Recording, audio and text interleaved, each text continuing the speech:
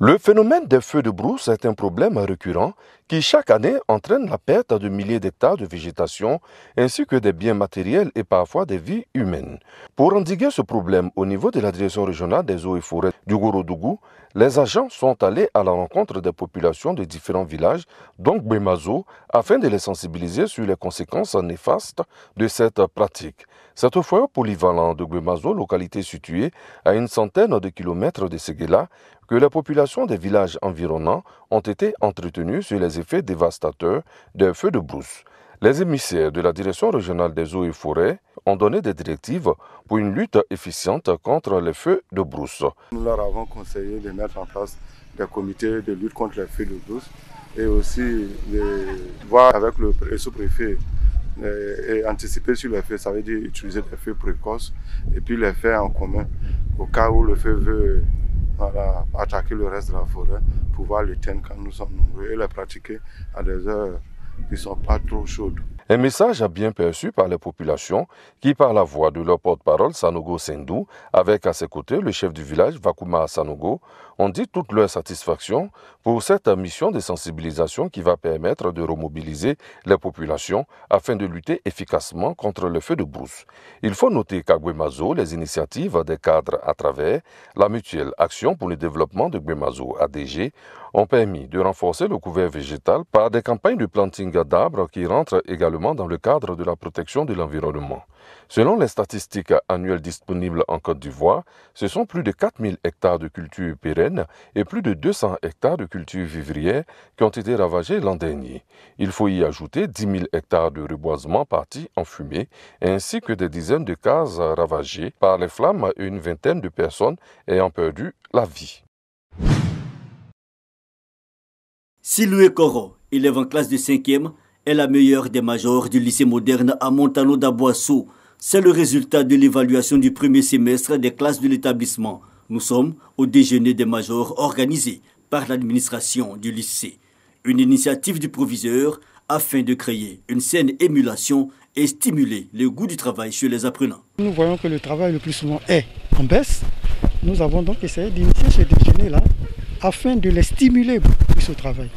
Tant que nous serons à la tête de cet établissement, nous ferons toujours pour inscrire le déjeuner des majors dans notre programme d'activité. En plus de l'honneur fait aux meilleurs par classe en présence de leurs parents et des professeurs principaux, tous ont été félicités. Un diplôme d'honneur a été remis à chacun. Une invitation à travailler davantage et cela rencontre l'adhésion des parents, des élèves eux-mêmes et des responsables administratifs. Nous devons toujours veiller à ce que cette fois-ci, ces enfants qui ont été honorés puissent toujours garder ce leadership pour qu'ils puissent aller de l'avant. C'est vraiment une responsabilité pour nous et pour les enfants aussi, et nous y veillerons. Le lycée moderne Lambert à Montano est le plus grand lycée du département d'Aboissou avec 47 932 élèves pour cette année scolaire 2020-2021. Ce lycée ambitionne se classer parmi les établissements d'excellence en Côte d'Ivoire. Le handicap se définit comme une déficience congénitale ou acquise des capacités physiques ou mentales, un désavantage qui met en état d'infériorité. Tous sommes donc des handicapés en sursis. Alors pourquoi ce refus d'accepter ou se moquer des personnes vivant avec handicap? Les concernés souffrent dans leur chair et dans leur esprit dans tous les compartiments de la vie. D'abord, la vie sentimentale. Il était tombé amoureux d'une fille. Une fois, il y a la camarade de sa maman qui est venue. Il dit non, que toi tu es venu dans le village là. C'est lui là, tu as vu comme garçon dans le village là. Si tu veux une fille, c'est pour dire que tu es une fille. Difficile surtout de supporter les regards teintés de raillerie du voisinage. Je marche pour aller au marché, les gens se moquent de moi en disant que je suis handicapée. Je fais la restauration. En tout cas, quand je suis là, il y a des gens qui disent, mais la femme qui ne voit pas là, c'est elle qui prépare et puis vous mangez. Il faut être fort pour surmonter cet obstacle. Une fois dehors, les caniveaux à ciel ouvert et les bâtiments avec des escaliers à n'en point finir. Les voies sont très étroits. Il y a aussi surtout le mauvais stationnement des personnes, des commerçantes qui font des appartements sur les voies. Donc ce qui fait que la personne handicapée visuelle, quand elle vient, elle a des difficultés pour pouvoir circuler. À 2 reprises, j'ai été invitée à une réunion, à prendre part à une réunion. Je suis arrivée, je ne pouvais pas prendre l'escalier, je suis restée en bas là. Et après, ils sont venus me rendre compte, ce qui n'est pas bien. Les longs déplacements, la croix et la bannière. Quand les handicapés arrivent chez nous, s'ils sont accompagnés par quelqu'un, la personne s'occupe d'eux. S'ils ne sont pas faits pour accompagner, on a nos apprentis, les chargeurs qui s'occupent d'eux, pour mettre les voiturettes dans le coffre. Et puis vraiment, on s'occupe d'eux jusqu'à la destination. Pour le transport, par exemple, pour aller sur Abidjan, beaucoup demandent aussi que la personne soit puisse payer. Il paie lui-même son transport. Deuxième, il faut payer encore la voiturette qui va rentrer encore dans le transport. Surtout dans les taxis aussi, c'est très difficile pour que la personne puisse rentrer dans les taxis, même beaucoup qui refusent, qui ne trouvent pas l'utilité de prendre la personne handicapée. La personne vivant avec handicap est-elle tenue de vivre en réclusion? Il y a certains qui se disent que nous ne sommes pas des hommes, que nous sommes des diables, bien des génies. Que donc, en nous voyant, soit ils doivent cracher, ou bien courir aller à la maison automatiquement pour ne pas nous rencontrer. Puis il y a aussi des personnes qui prennent les albinos pour faire des rituels. Heureusement, à l'université Temple du Savoir, les étudiants handicapés bénéficient de meilleures conditions de vie et d'études. Au sein de l'université, nous n'avons pas de grands soucis ici. Nous sommes exonérés au niveau des inscriptions à 50%. Aussi au niveau de la bourse, nous n'avons pas de soucis. Tous ceux qui déposent la bourse ont la bourse. Au niveau de l'accès des amphis, il y a des rampes qui sont là. Pour ceux qui sont en fauteuil roulant, ils ont l'accès à ces amphis et aux salles de TD. Pour le premier responsable chargé de la pédagogie et de la recherche, toutes les universités modernes sont dans la dynamique d'une éducation inclusive. Pour nous, l'étudiant handicapé est un étudiant comme tous les autres, mais à qui l'institution se doit d'apporter les appuis qu'il faut pour qu'il puisse réaliser de façon pleine sa mission, c'est de venir se former et être diplômé de notre établissement. Pour la Fédération des personnes handicapées, les conseils régionaux et municipaux doivent intégrer les personnes vivant avec handicap pour la prise en compte de leurs préoccupations. Si le vote est un droit pour tout un chacun, on doit pouvoir inscrire ça au niveau du code électoral, que ce soit plus accessible aux personnes en situation de handicap. Un élément aussi qui est très fondamental, comme je le répète encore, c'est surtout l'implication des personnes en situation de handicap dans les instances de décision. Il y a la loi qui prévoit quand même un certain nombre de places pour, n'est-ce pas, les handicapés. Mais cela dépend des handicaps.